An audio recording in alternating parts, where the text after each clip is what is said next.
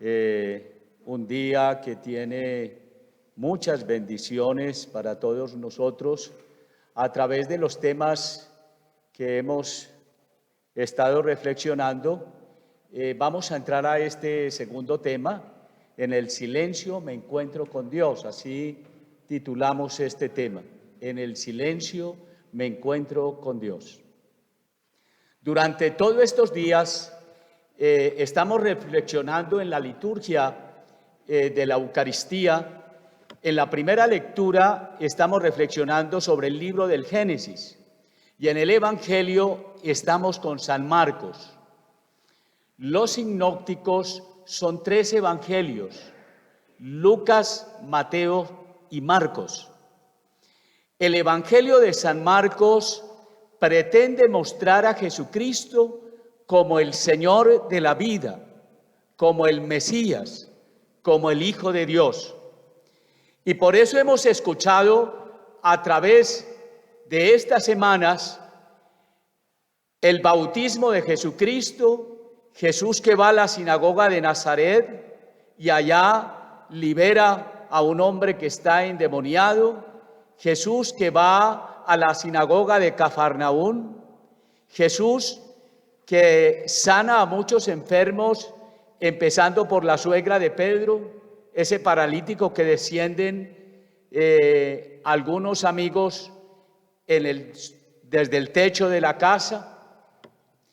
Y hay unos momentos también en los cuales nos expresan sanaciones, como el día de ayer en la lectura de la sanación del sordomudo, y el día de mañana en la Eucaristía nosotros vamos a escuchar también la sanación de un leproso.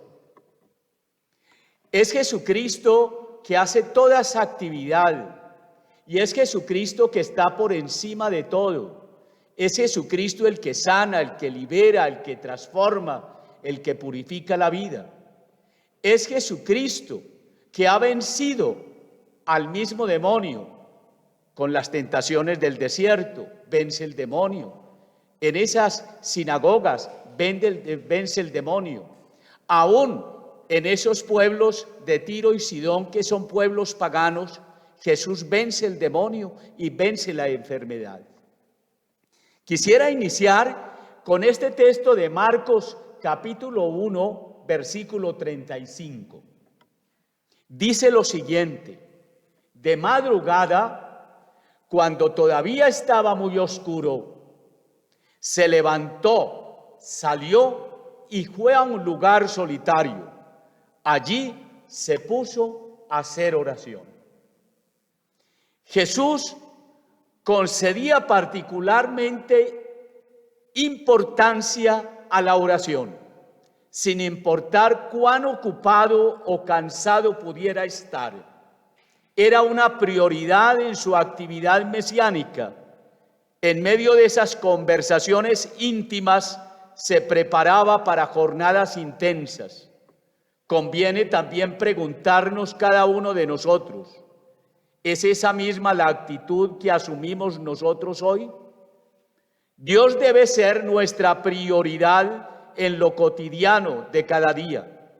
Si Jesús, en su condición humana, sentía cansancio, esa pesadez en el cuerpo no constituía pretexto para no orar. Por el contrario, antes de despuntar el alba, ya estaba en la presencia del Padre. Para Jesús era fundamental esa relación con el Padre, y antes de cualquier actividad y después de la actividad era el diálogo con el Padre. En muchas partes Jesús nos dice que Él hace lo que ha visto hacer al Padre, que Él habla de lo que el Padre le ha dicho. Jesús, y en la misma actividad, sencillamente nos dicen un ejemplo. El día de ayer, cuando nosotros escuchábamos en el Evangelio de la sanación del sordomudo, nos dice que Jesús toma a este hombre, lo coloca aparte le coloca los dedos en sus oídos, con saliva la unta en su lengua, levanta los ojos al cielo y sana a este sordomudo, lo sana. Pero también nos dice la lectura que él salió, que todavía estaba muy oscuro en la madrugada. Nosotros sabemos que la hora más oscura de la madrugada es un poquito antes de las 4, por ahí faltando un cuarto para las 4 de la mañana, es la hora más oscura. Hay un adagio muy popular chino que dice que cuando la noche está más oscura es que ya va a amanecer. Y diríamos nosotros que hay muchas situaciones que nosotros vemos en las cuales nosotros no tenemos salidas. ¿Quién de nosotros no ha tenido un momento de angustia, un momento de dolor muy grande en la vida? ¿Quién de nosotros no ha tenido una situación que en el momento no encontraba ninguna solución? Muchos de nosotros quisimos en un momento determinado que se abriera la tierra y nos tragara, ¿cierto? Y sencillamente todo se cumple como dice Romanos 8:28, que todo está para el bien de los que aman a Dios. Y cómo Dios actúa a través de esos acontecimientos, y cómo Dios abre los caminos, y cómo lo que era una oscuridad tan grande se convierte en luz, porque en ese momento ya sabemos nosotros qué hacer. En nuestra cultura le tenemos miedo al silencio, porque nos conecta con nuestra interioridad. El silencio nos obliga a nosotros a reflexionar, a escuchar lo que no queremos oír, a confrontarnos con nuestros propios fantasmas o, como diría Carl Jung, el gran psicólogo, con nuestra sombra. Muchos de nosotros sentimos temor y miedo al llegar a la casa o al llegar al apartamento y a encontrarlo en silencio. ¿Qué hace la gente? Prende la tele, coloca música. Eso hacemos nosotros cuando hay demasiado silencio. En este tiempo de pandemia que estamos viviendo, hay mucha gente que está ya en el psiquiatra. Hay gente que está en esos lugares con depresión, con angustia. Hay gente que en este tiempo de pandemia ha perdido su tranquilidad. ¿Por qué? Porque el mundo venía en un acelere tan fuerte y frenó en seco. Hay muchas personas que han sabido durante estos 11 meses manejar el silencio, entre comillas, la soledad. Entre comillas también diría yo, una actividad diferente. Y han aprendido a estar en el apartamento, en la casa, en la finca, en ese lugar. Y para ellos no ha sido algo de angustia, sino que muchas personas también en este tiempo de pandemia han disfrutado mucho. Han disfrutado el estar solos. Han disfrutado el reflexionar. Han disfrutado el entrar a su vida interior. Han conocido muchas cosas que no conocían. En definitiva, el silencio es importante porque nos ayuda a examinar y a comprender nuestros sentimientos para crecer en sabiduría. Por eso es una bendición, un bálsamo, para lo físico, porque cuando se aparta del ruido exterior se siente un alivio, y más cuando se apagan los ruidos interiores, ya que se empieza a experimentar una tranquilidad que va relajando hasta los músculos tensionados por la actividad. ¿Cuántas veces nosotros no estamos en nuestro cuarto, en nuestra cama, y cuántas veces nuestra mente habla y habla y habla y no podemos dormir? Nos damos vueltas en la cama. A veces pensamos y queremos silenciar nuestra voz interior y no podemos.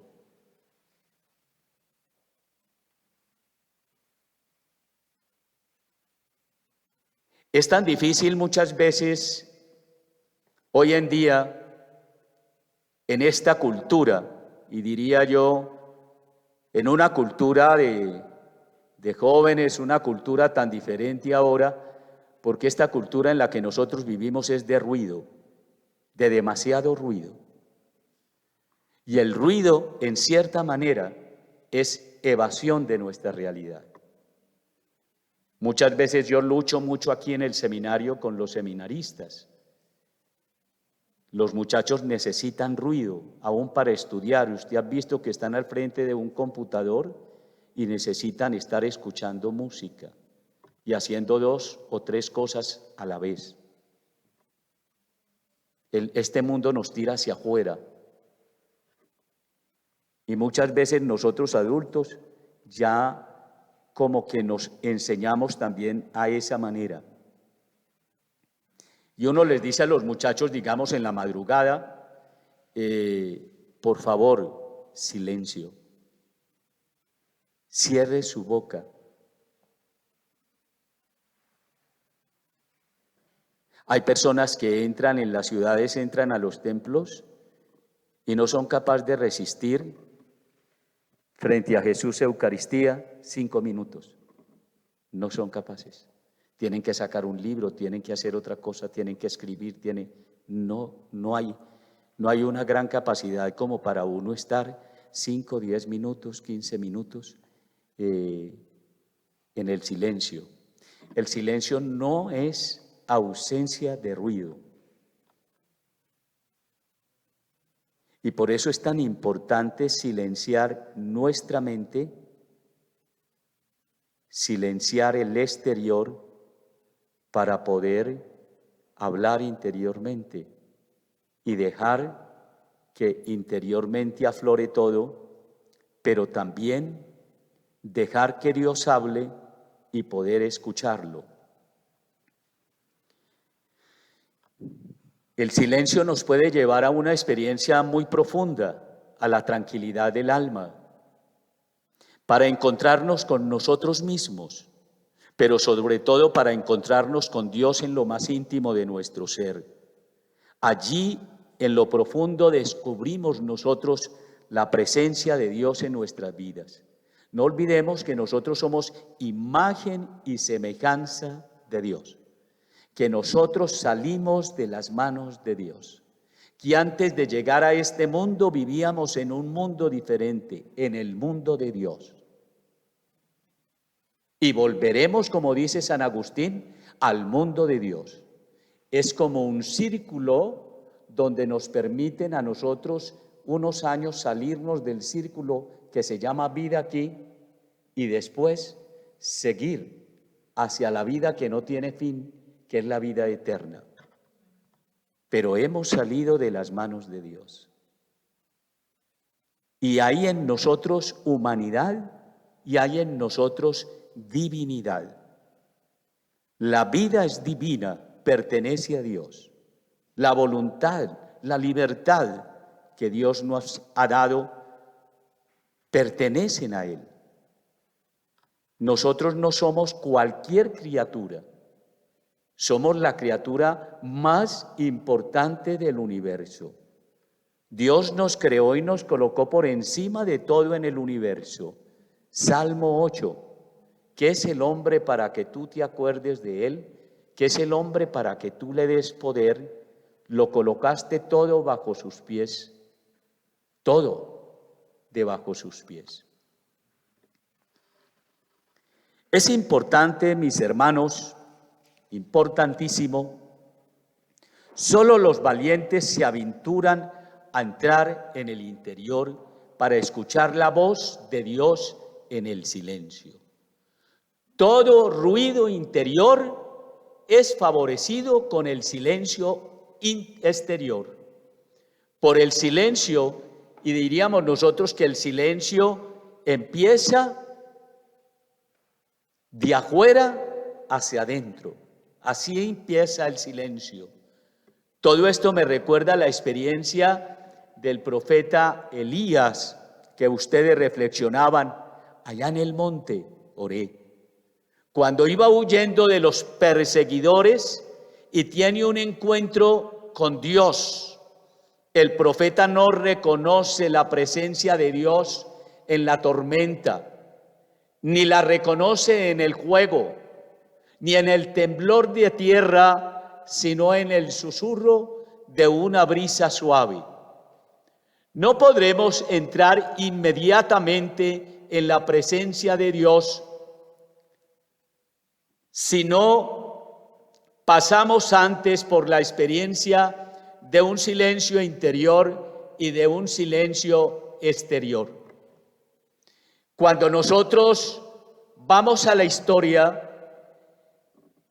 encontramos que en todas las religiones es importante el silencio. Hoy en día, donde la gente está abocada a tantas filosofías y a tantas religiones, hoy en día la gente hace mucha actividad para estar en calma, para estar en tranquilidad.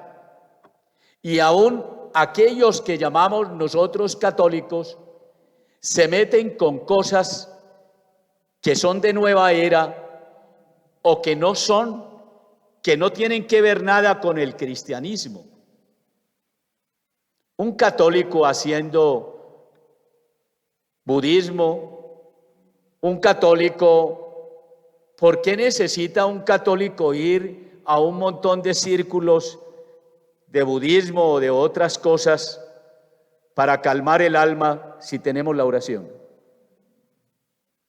¿Para qué tenemos que hacer eso? Sencillamente es el desconocimiento que nosotros tenemos de toda la riqueza de espiritualidad en el catolicismo. A veces a nosotros nos gusta, y estamos en este tiempo de la imagen, en este tiempo del protagonismo, de mostrar que lo que importa ahora es mostrar, y todo lo que se llama silencio, entre comillas, como anonimato, eso no nos gusta.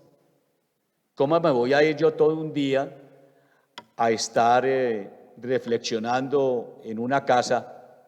¿Sí? Eso como que no suena. Y la gente siempre pide programas. ¿Cuáles son los programas? Es lo que pide la gente. Para uno estar todo un día, 2 o 3 o más días, en un silencio, vuelvo y digo, no es ausencia de presencias, no. En un silencio exterior que capacite para uno tener un encuentro consigo mismo y con el Señor, para eso se necesita capacidad. Para eso se necesitan muchos deseos de estar, de hacer eso. Porque eso no se da porque se da. No, necesita llenar uno el alma de deseos.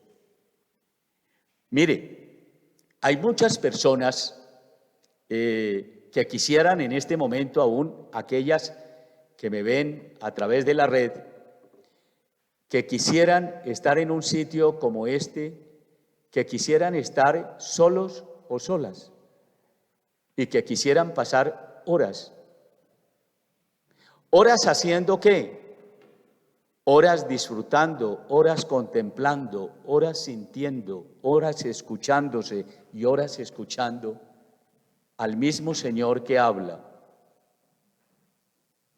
Ustedes son católicos y yo les digo a ustedes lo siguiente: hemos hablado mucho a Dios, pero ¿tú conoces la voz de Dios? ¿Dios te ha hablado? ¿Cómo es la voz de Dios? ¿Cómo te habla Dios en el interior? ¿Tú lo has dejado hablar? A veces estamos en un templo y hablamos como loros mojados. Y Dios como que nos estuviera diciendo: mire, pare, cállese, escúcheme. Y no, yo hablo y hablo y hablo y hablo, y cuando dejo de hablar ya me voy. Ya, hasta luego. Aún en esta casa de formación con los seminaristas, a mí me preocupa, ellos hablan demasiado. Hablan demasiado. Y yo creo que hay que tener un espacio en el cual hay que dejar hablar a Dios. Los grupos carismáticos son muy bonitos, pero a veces en los grupos carismáticos no dejamos hablar a Dios. Dios nos habla a través de la palabra, a través de la palabra de otra persona que está en el grupo, a través del acontecimiento. Dios nos habla de esa manera, como veían en ese primer tema, desde la sencillez de las cosas, nos está hablando el Señor. No podemos entonces entrar inmediatamente en esa presencia de Dios. Tenemos que preparar el silencio. Entonces diría yo, por eso hemos de adoptar como propósitos especiales el silencio de la mente, el silencio de los ojos y el silencio de la boca. El silencio de la boca nos enseñará muchísimas cosas. A hablar con Cristo, a estar alegre en los momentos de desolación, como nos dice el Señor en su palabra. El Señor es mi pastor, nada me falta. Salmo 23:1. Confiadle todas vuestras preocupaciones, pues Él cuida de vosotros. Primera de Pedro 5:7. En la soledad, Cristo habla por medio de los demás. En la meditación nos habla directamente. Además, el silencio nos asemeja mucho más a Cristo, puesto que Él siente amor especial por esta virtud. Y vuelvo a la cita con la cual nosotros iniciamos de San Marcos 1:35. Jesús madrugaba para estar a solas con el Padre. Jesús tenía una gran actividad de oración. Jesús hablaba con el Padre para poder actuar en la actividad. Hay una frase muy importante de Pío XII que dice que la oración es el oxígeno del alma. Nosotros tenemos que alimentar el alma. El predicador tiene que alimentarse de la reflexión para poder predicar, para poder hablar de Dios. No es solamente preparar con doctrina, con libros, no. Hay que estar en la presencia del Señor. Hay que hablarle al pueblo de la experiencia del Señor, de lo que el Señor dirige al pueblo. Eso es el profeta. Y todos nosotros somos profetas desde el bautismo, profetas, sacerdotes y reyes. Cada uno de nosotros tenemos un compromiso para evangelizar. Nuestra vida misma y nuestra presencia es un medio para evangelizar. El silencio de la boca, mis hermanos, en la soledad. Además, el silencio nos asemeja mucho, vuelvo y digo, a la persona de Cristo. Cristo saca sus espacios. ¿Se acuerdan ustedes cuando Cristo, después de la multiplicación de los panes y de los peces, ese texto de hoy en la Eucaristía, Jesús se va a la montaña y deja que los discípulos se vayan en la barca? Y nos dice la palabra que en la madrugada los alcanza caminando sobre las aguas y que ellos sienten temor y que ellos lo ven como un fantasma y que Jesucristo dice no tengan miedo, pero ellos iban en la barca y Jesús los alcanza, porque para Jesús es especial todos esos momentos de intimidad. El silencio de los ojos. Mire, hay algo muy especial. ¿Ustedes no han visto que hay mucha gente que se ríe no solamente con los labios, sino con los ojos? Uno con los ojos habla.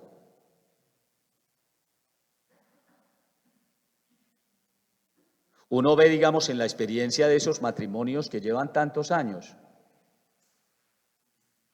que aprenden ese lenguaje de los ojos, que pueden estar en un salón lleno de gente y el esposo mira a la esposa y con la sola mirada le dijo, vámonos.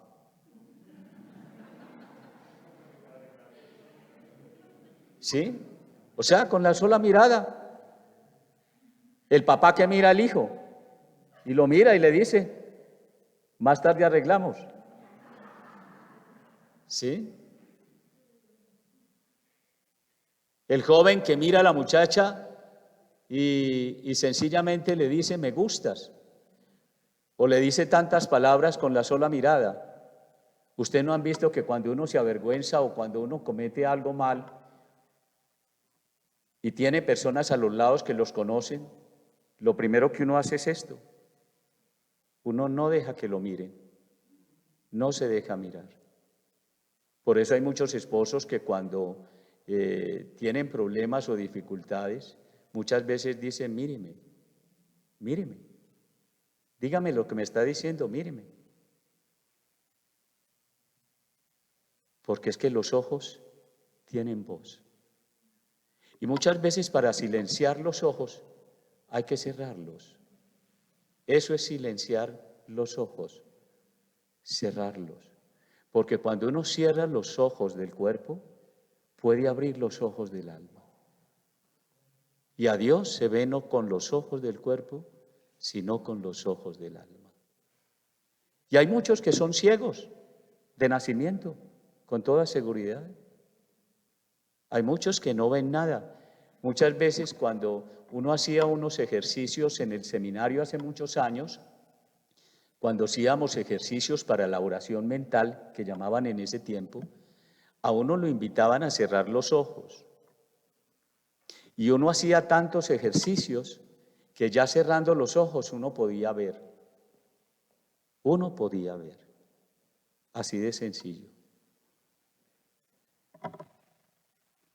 Hay personas que son ciegas de nacimiento y caminan mejor que nosotros y ven mejor que nosotros, porque ven con el alma, ven desde dentro. Hay personas que ven lo que no se ve y por eso es que Dios nos ve tan fácil a cada uno de nosotros. Por eso preferimos muchas veces huir de Dios. Hoy en el libro del Génesis, más tarde van a escuchar usted la lectura, cuando Dios llega al paraíso y le dice, Adán, Adán, y Adán no contesta. Y al rato contesta y dice, aquí estoy. Y Dios le dice, ¿sí? ¿Dónde estás? ¿Dónde estás? Y le digo, ¿qué dice Adán? Escuché tu voz y me dio miedo. Me dio temor. Y le digo, ¿por qué? Porque hizo lo que Dios no quería. Y le digo, ¿cómo se llama eso? Desnudez. No del cuerpo, sino del alma. Cuando uno tiene desnudez del alma, siente vergüenza, el pecado.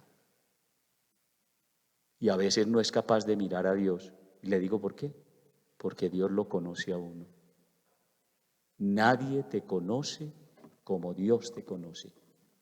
El Salmo 138 de la Sagrada Escritura nos dice, Señor, tú nos sondeas y nos conoces cuando me acuesto, cuando me levanto, si voy a lo lejos, así estás tú, si bajo a lo profundo, nada puede ocultarse de tu mirada. Nada puede ocultarse de tu mirada. Si quisiera que el día se volviera noche para esconderme de ti, el día y la noche son lo mismo para ti. Nada, pero Dios no tiene una mirada inquisidora.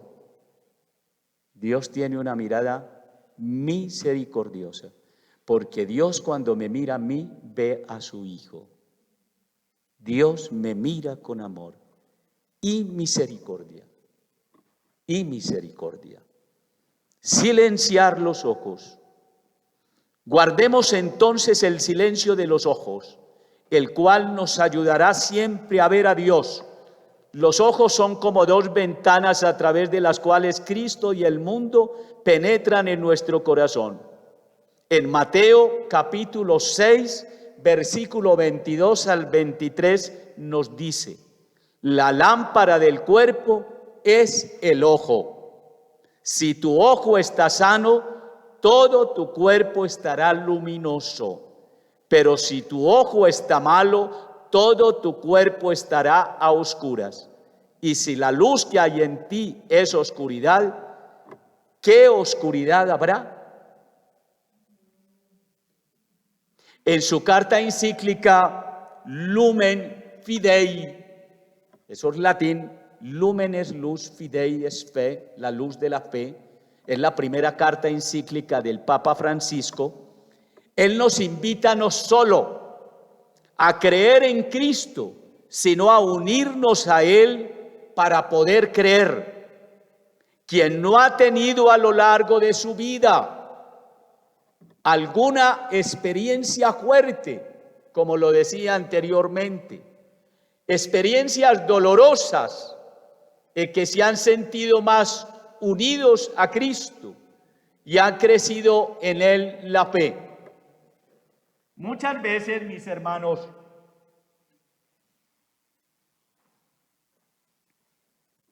todas esas situaciones de dificultad en la vida nos han hecho crecer.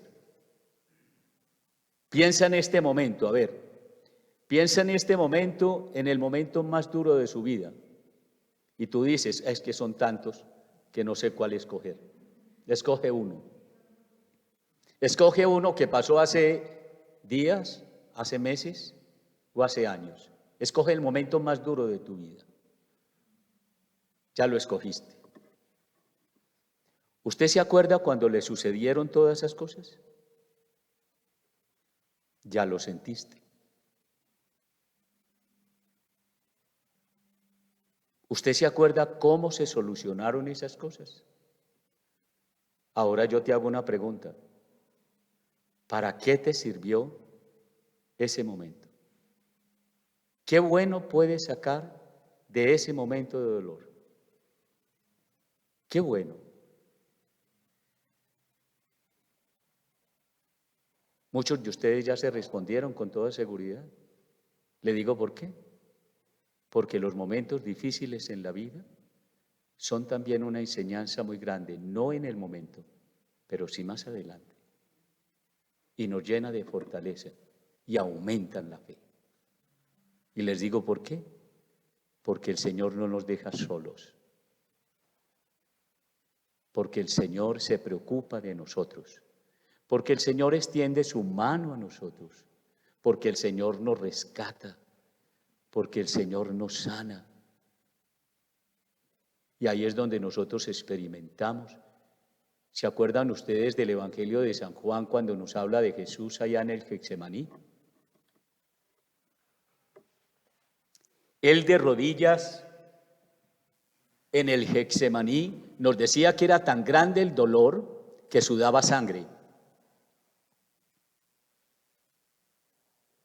Y en el Getsemaní él decía lo siguiente: Padre, si es posible, aparta de mí este cáliz. ¿Cuál cáliz? El cáliz de la cruz, de lo que iba a suceder más adelante, de ese martirio de más adelante. Si es posible, aparta de mí este cáliz, mas no se haga mi voluntad. ¿Por qué? Porque en este momento tengo miedo, tengo temor, sino que se haga tu divina voluntad. Tu divina voluntad. La fe no solo mira a Jesús, sino que mira desde el punto de vista de Jesús con sus ojos.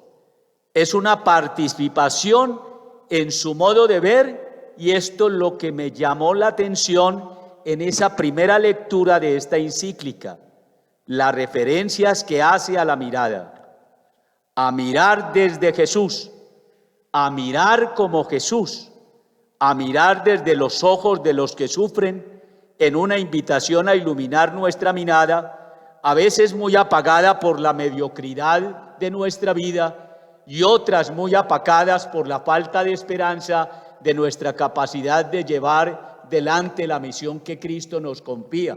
Me acuerdo yo que hace muchos años, cuando yo estaba muy joven, sencillamente había como un eslogan en los grupos juveniles de la Renovación Carismática. Salió una frase que decía: ¿qué haría Jesús en mi lugar? ¿Qué haría Jesús en mi lugar? Y nos decían a todos esos jóvenes, pregúntese usted muchas veces al día, ¿qué haría Jesús en mi lugar? No, ¿qué haría yo? No, ¿qué haría Jesús en mi lugar? Y en ese tiempo, hace muchos años, no les digo cuántos, pero salió no existían celulares, no existían tantas cosas, y alguien aquí en La Ceja trajo una imagen que habían sacado de la sábana santa, y la trajo, y sencillamente muchos de nosotros pues la mandamos a imprimir en las fotografías de ese tiempo, ¿no? Y la teníamos, yo la tenía en mi habitación y la tenía frente a mí en mi habitación. Y esa mirada de Jesús era una mirada tranquila, una mirada fascinante, una mirada penetrante, una mirada que daba seguridad. Y yo todos los días antes de dormir miraba esos ojos y quería contagiarme de esa mirada de Jesús. Pero algún día me dijo Jesús: qué bueno que te contagies de mi mirada, pero qué importante es que la mirada no se quede en este cuarto, sino que tú puedas llevar tu mirada, puedas llevar mi mirada en la tuya y puedas mirar todos los acontecimientos del día y aún a todas las personas con mi mirada. Miren ustedes que nosotros a veces nos preguntamos, y yo les pregunto muchas veces a la gente: mira, hoy nos levantamos aquí en ese centro de laicos donde ustedes están, yo aquí en mi cuarto y los seminaristas, nos bañamos, nos peinamos. ¿Usted se dio cuenta? ¿Usted se miró hoy? ¿Se miró? ¿Usted tuvo en cuenta cómo se miró? ¿Sabe una cosa? Una gran mayoría de días no nos miramos. Hacemos todo automático, nos peinamos, nos organizamos, pero no nos miramos, no nos miramos. ¿Qué tan importante es uno mirarse? ¿Qué tal donde alguien estuviera con una cámara fotográfica y empieza a tomar fotografías de todas las reacciones que nosotros tenemos en el día? De la ira, de la rabia, de la paz, de la tranquilidad, de la preocupación. Usted tiene una colección de miradas, porque es que los ojos están conectados con el alma y nosotros expresamos en ellos, expresamos todo ello. El silencio de la mente y del corazón. Entremos a esa parte. La Virgen María conservaba cuidadosamente todas las cosas en su corazón, nos dice el Evangelio de San Lucas en el capítulo 2, versículo 19. Este silencio la aproximó tanto al Señor que nunca tuvo que arrepentirse de nada. Recordemos cuál fue su comportamiento al ver la confusión de San José. Estamos en el año de San José. Oiga, ¿cuál fue la reacción? Una palabra suya hubiera bastado para poner claridad en su mente. Con todo ello, ella prefirió no decir nada y el propio Señor obró el milagro de rescatar su inocencia. No podríamos encontrar un argumento mejor para convencernos de la necesidad del silencio. Creo que así el camino hacia una más profunda unión con Dios se hace clarísimo. ¿Cuántas veces nosotros en la vida hemos caído en cuenta que debimos guardar silencio en un determinado momento? Muchos de nosotros. ¿Cuántas veces nosotros explicamos tantas cosas a los demás y tendríamos que orarle al Señor para que esa persona pueda entender? Porque hemos explicado miles de veces y no hemos sido entendidos. El silencio nos proporciona una visión nueva de todas las cosas. Necesitamos el silencio para poder acercarnos a las almas. Lo más importante no es aquello que decimos, oiga, sino aquello que Dios nos dice. Lo más importante no es aquello que decimos, sino lo que Dios nos dice y lo que dice Dios a través de nosotros.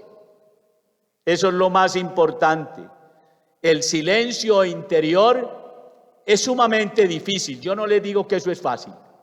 Es muy difícil. Tenemos que esforzarnos por pedirlo, porque es una gracia y un don también del Señor. En Él hallaremos una nueva energía, una genuina unión con Dios. Su fuerza será nuestra fuerza para poder cumplir nuestras tareas, y eso ocurrirá por la unión de nuestros pensamientos con el suyo.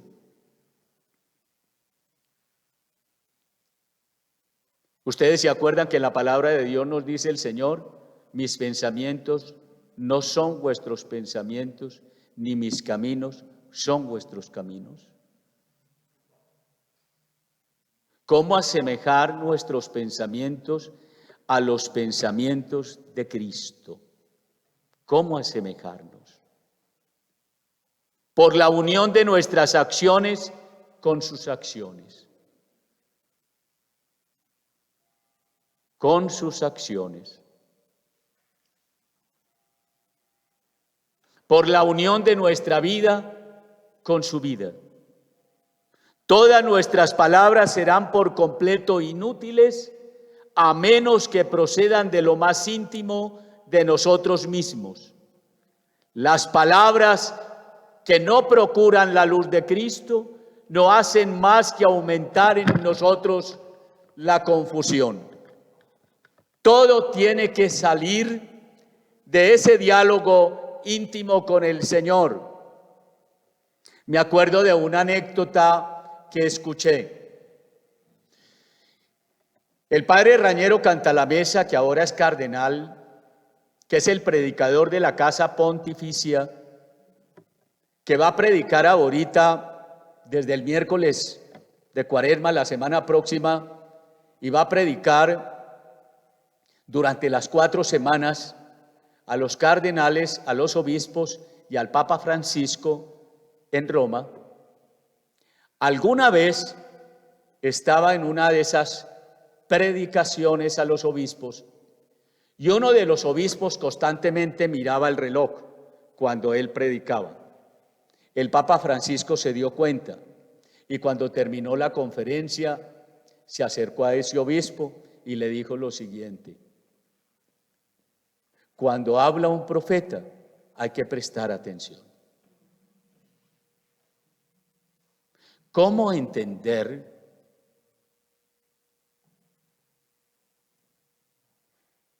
que para poder hablar de Dios hay que hablar con Dios? ¿Cómo entender que para hablar de Dios no es tanto la sabiduría humana, sino la unción espiritual que regala el Espíritu Santo? ¿Cómo entender que nuestras palabras humanas pueden descrestar, como dicen los jóvenes, y llegar a la mente de tanta gente, pero que las palabras que están impregnadas por el juego del Espíritu Santo son las que llegan al alma?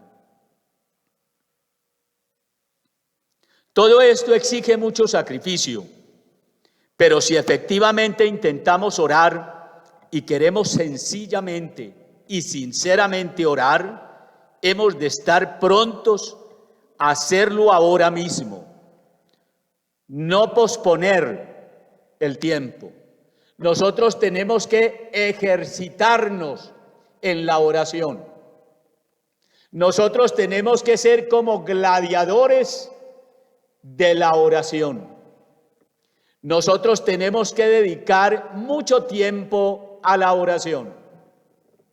Un monje le decía a uno de sus priores o maestros en un monasterio, el prior le decía lo siguiente: hace días no te veo orar.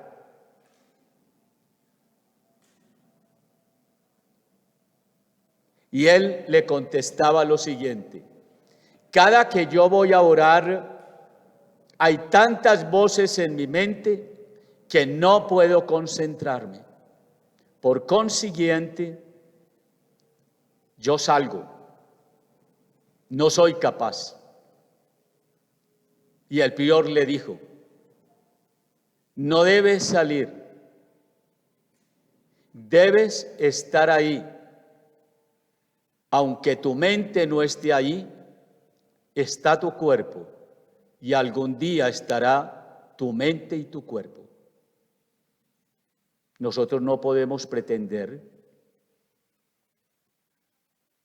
que vamos a tener una oración profunda en una semana.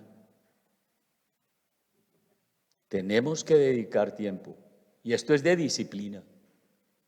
Así como se ejercita el cuerpo, muchos de ustedes, hombres y mujeres, sacan tiempo para ejercitarse físicamente. Así hay que ejercitar el alma, con disciplina, con disciplina. Y hay que tener deseos de hacerlo, deseos de hacerlo. Es una de las cosas que yo le digo aquí a los seminaristas.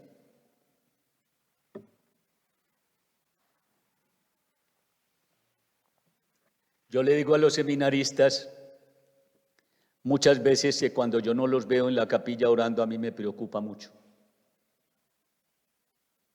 Porque esto no es una universidad. Esto es una casa de consagrados. Y los consagrados se hacen a los pies del Señor. Así de sencillo. Y uno tiene que aprender. Esto se aprende. Es una gracia del Espíritu Santo, pero uno tiene que colocar de su parte. Estos son solo los primeros pasos hacia la plegaria, pero si nos decidimos a darlos con resolución, podremos llegar hasta el último grado. Y el último grado es la presencia de Dios.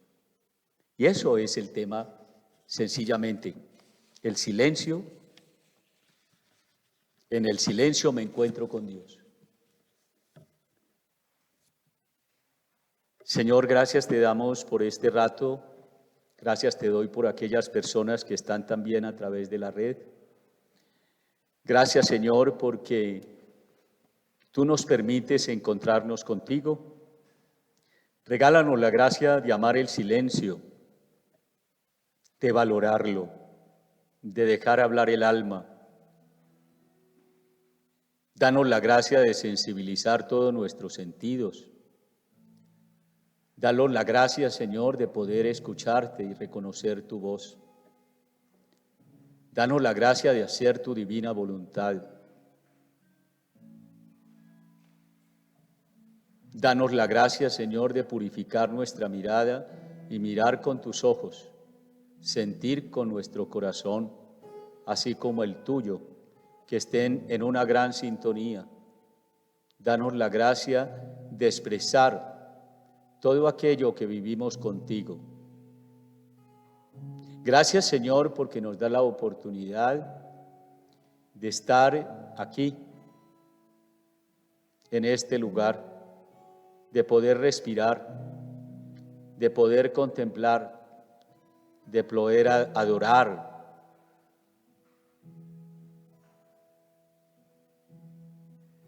Danos la gracia, Señor,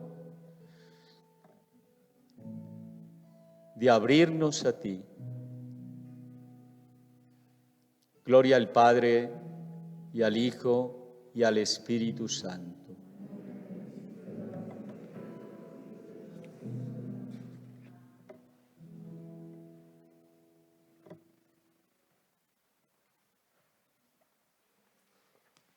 Le damos gracias a Dios por la vida y ministerio sacerdotal del Padre Carlos Castaño, nuestro rector. Le damos un aplauso a él por esa grandiosa enseñanza de hoy. Y a todos ustedes, hermanos, que nos ven a través de la vía Zoom, vamos a seguir en unos 10 minutos el acto mariano. Y a ustedes, mis hermanos, vamos a disponernos también para vivir este momento. Sabemos que el cristiano, un cristiano sin María, es un cristiano huérfano. Y qué bueno sería que nosotros también hoy comenzáramos a darle esa importancia de María en nuestra vida. 3 cosas que quisiera compartirles de ella antes que mis hermanos inicien el acto mariano. Y es que ustedes recuerdan que el demonio fue vencido por Dios. Recuerdan que del cielo caía como trueno, como un rayo. El segundo momento, recuerdan que también fue vencido por el hombre, Dios hecho hombre en la persona de Jesús de Nazaret. Y la tercera batalla que el demonio no quiere perder es con la Virgencita. Por eso él no se atreve a enfrentarse a María. Y cuando usted invoca a María, él huye con su rabo en medio de las patas como un perro. Y por eso Monseñor Alfonso Uribe Jaramillo lo define así. Lo define como un perro echado, como un perro amarrado, que si usted se acerca a él, lo muerde. Y si lo muerde, es difícil de soltarlo. Por eso en estos momentos vamos a disponer nuestro corazón también para el encuentro con ella, con la amada. Vamos a ponernos de pie un momento. Yo los invito para que se estiren también. Estírense ahí donde están, estírense. Eso, estírense, estírense, estiren esas manos, esa cabeza, medio lado, arriba, abajo. Eso. Porque más de uno ya les está doliendo ya las nalguitas, ¿cierto? Hacen así ya. Muy bien. Entonces, vamos a disponernos también con mucha reverencia. Vamos a disponer estos minutos que nos quedan, esta hora casi, para encontrarnos con ella. Y si usted no ha tenido un encuentro íntimo con la Virgencita, es el momento para que usted le pida la gracia al Señor de poderla amar, venerar y entender de que a ella no se adora, ella no se roba el puesto de Él. Ella le dice, hagan lo que Él les diga. Y cuando uno hace lo que Él les diga, uno empieza a orar conforme a la voluntad de Dios, como María obró.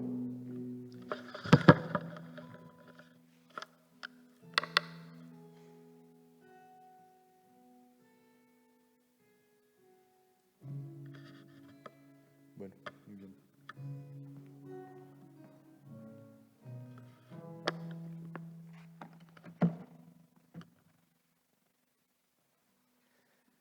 Queremos pedirte, Augusta Madre, que nos regales tu presencia en esta mañana. Una presencia dulce, una presencia encantadora. Esa presencia que fue capaz de enamorar al mismo Dios, para que trajeras por tu sí generoso al dueño de la vida.